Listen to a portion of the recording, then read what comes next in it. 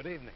The television and radio stations of the United States and their affiliated stations are proud to provide facilities. Nixon. In the election of 1860, Abraham Lincoln said the question was whether this nation could exist half slave or half free. In the election of 1960, and with the world around us, the question is whether the world will exist half slave or half free, whether it will move in the direction of freedom, in the direction of the road that we are taking, or whether it will move in the direction of slavery.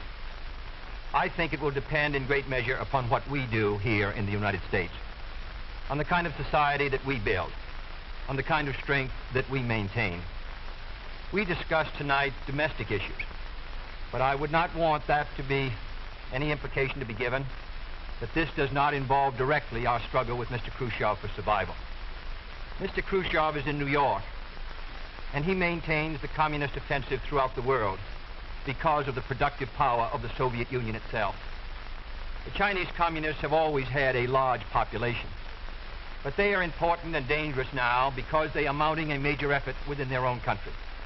The kind of country we have here, the kind of society we have, the kind of strength we build in the United States will be the defense of freedom. If we do well here, if we meet our obligations, if we're moving ahead, then I think freedom will be secure around the world. If we fail, then freedom fails. Therefore, I think the question before the American people is, are we doing as much as we can do? Are we as strong as we should be? Are we as strong as we must be if we're going to maintain our independence? And if we're going to maintain and hold out the hand of friendship to those who look to us for assistance, to those who look to us for survival. I should make it very clear that I do not think we're doing enough, that I am not satisfied as an American with the progress that we're making. This is a great country, but I think it could be a greater country. And this is a powerful country, but I think it could be a more powerful country. I'm not satisfied to have 50% of our steel mill capacity unused. I'm not satisfied when the United States had last year the lowest rate of economic growth of any major industrialized society in the world, because economic growth means strength and vitality. It means we're able to sustain our defenses. It means we're able to meet our commitments abroad.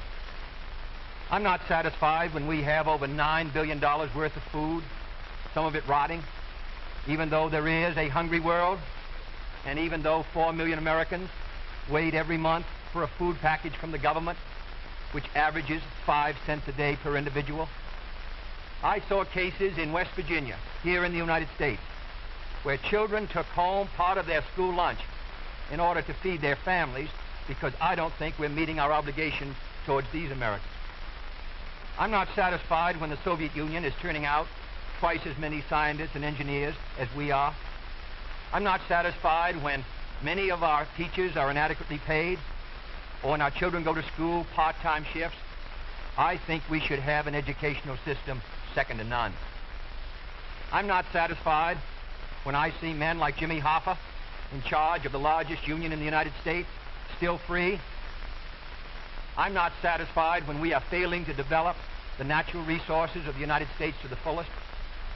Here in the United States, which developed the Tennessee Valley and which built the Grand Coulee and the other dams in the northwest United States, at the present rate of hydropower production, and that is the hallmark of an industrialized society, the Soviet Union by 1975 will be producing more power than we are. These are all the things, I think, in this country that can make our society strong or can mean that it stands still. I'm not satisfied until every American enjoys his full constitutional rights. If a Negro baby is born, and this is true also of Puerto Ricans and Mexicans in some of our cities, he has about 1/2 as much chance to get through high school as a white baby. He has 1/3 as much chance to get through college as a white student. He has about 1/3 as much chance to be a professional man, about 1/2 as much chance to own a house. He has about 4 times as much chance that he'll be out of work in his life as the white baby. I think we can do better. I don't want the talents of any American to go to waste. I know that there are those who say that we want to turn everything over to the government. I don't at all.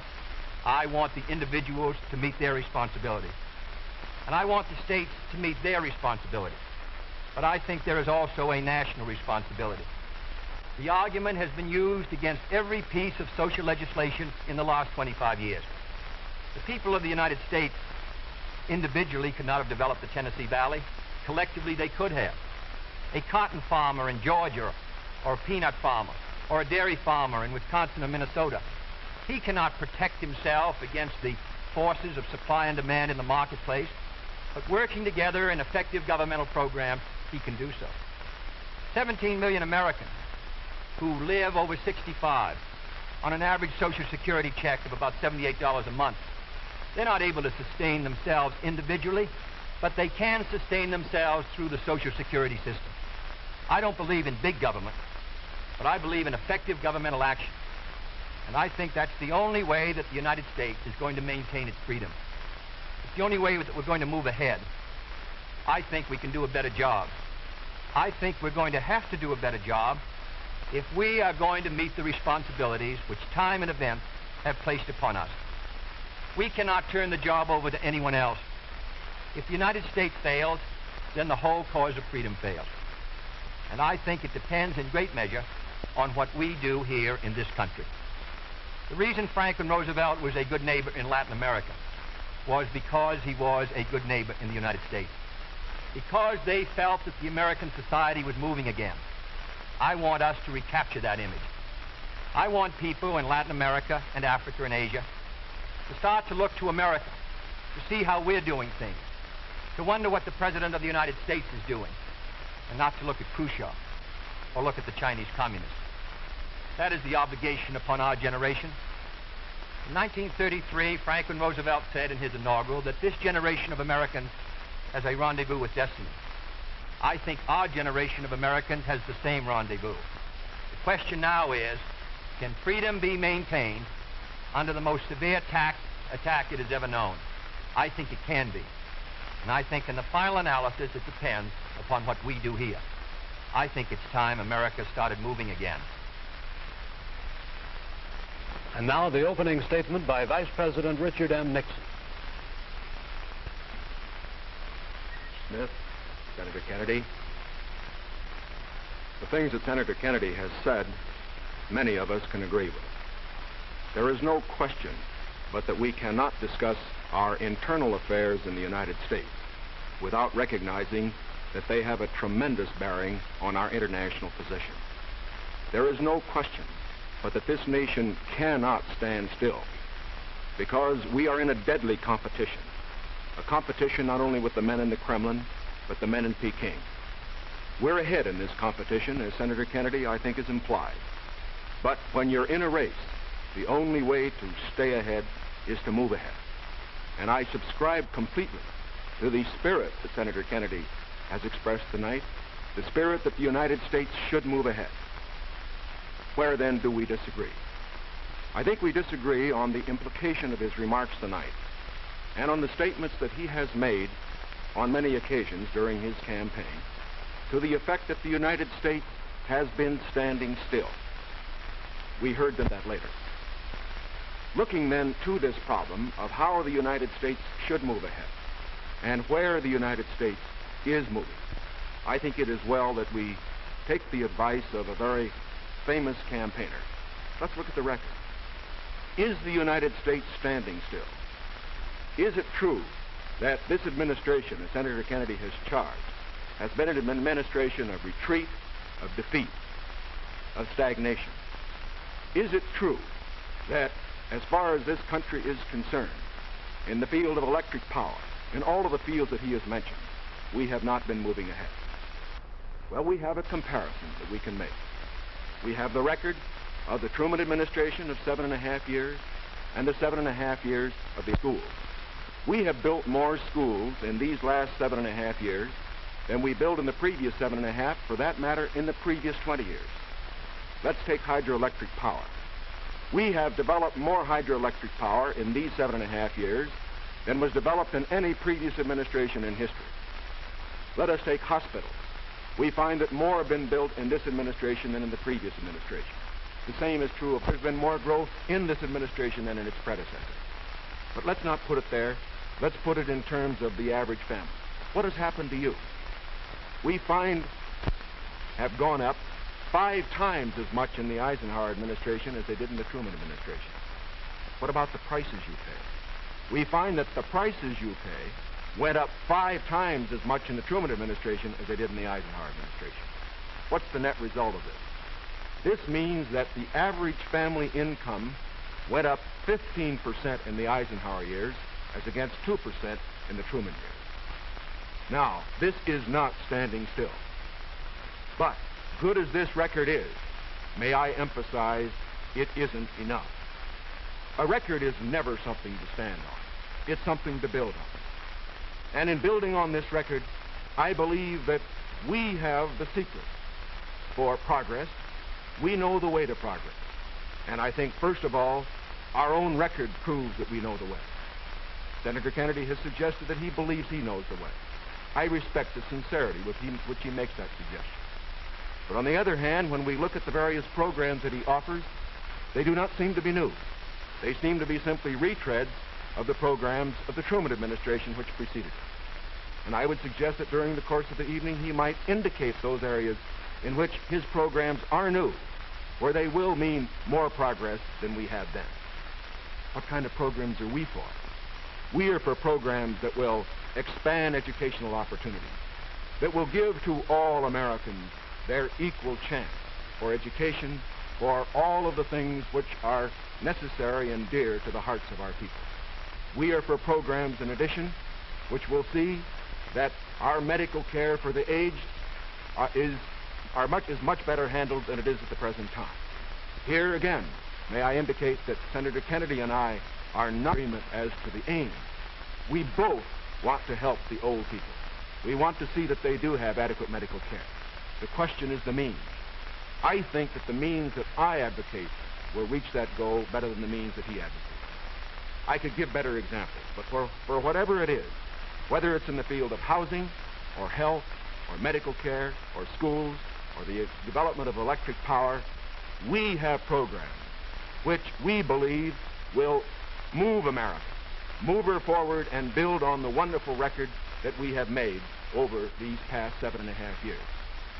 Now, when we look at these programs, might I suggest that in evaluating them, we often have a tendency to say that the test of a program is how much you're spending.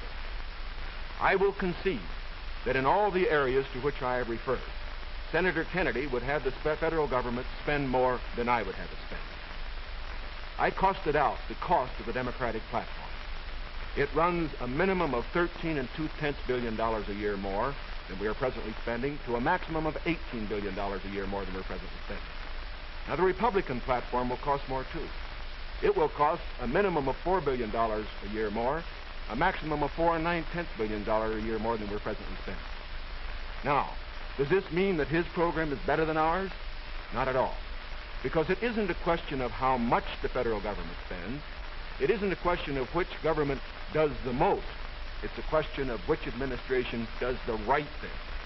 And in our case, I do believe that our programs will stimulate the creative energies of 180 million free Americans.